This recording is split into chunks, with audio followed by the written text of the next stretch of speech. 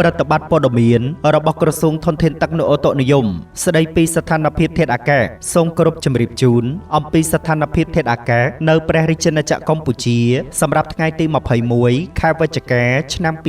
2025របបខ្យល់មូសុងអេសានបក់លើសមុទ្រចិនខាងត្បូងអាងទន្លេមេគង្គសមុទ្រកម្ពុជាសមុទ្រអាន់ដាមែននិងលើព្រះរាជាណាចក្រកម្ពុជាស្ថានភាពបែបនេះនឹងធ្វើឲ្យចាប់ពីថ្ងៃទី21ដល់ថ្ងៃទី23ខែវិច្ឆិកាឆ្នាំ2025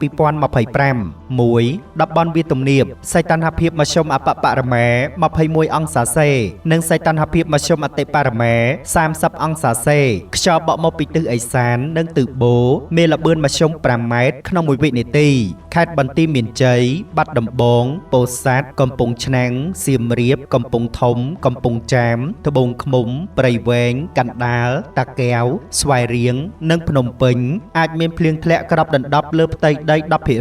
2. តំបន់ខ្ពង់រាបសីតុណ្ហភាពមធ្យមអបបរមា20អង្សាសេនិងសីតុណ្ហភាពមធ្យមអតិបរមា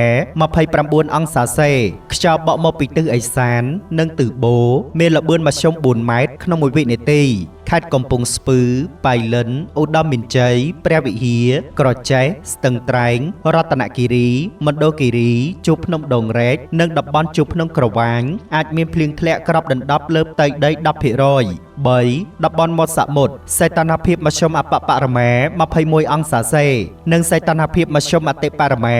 31អង្សាសេខ្យល់បក់មកពីទិសនិរតីនិងទិសអាគ្នេយ៍មានល្បឿនមធ្យម3ម៉ែត្រក្នុង1វិនាទីខេត្តកោះកុងប្រស័យហនុកំពតកែបនិងជួរភ្នំបូកគោអាចមានភ្លៀងធ្លាក់គ្របដណ្ដប់លើផ្ទៃដី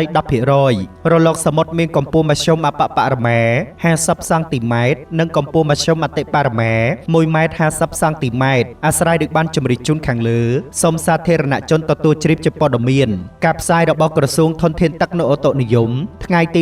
21ខែវិច្ឆិកាឆ្នាំ2025សូមអរគុណ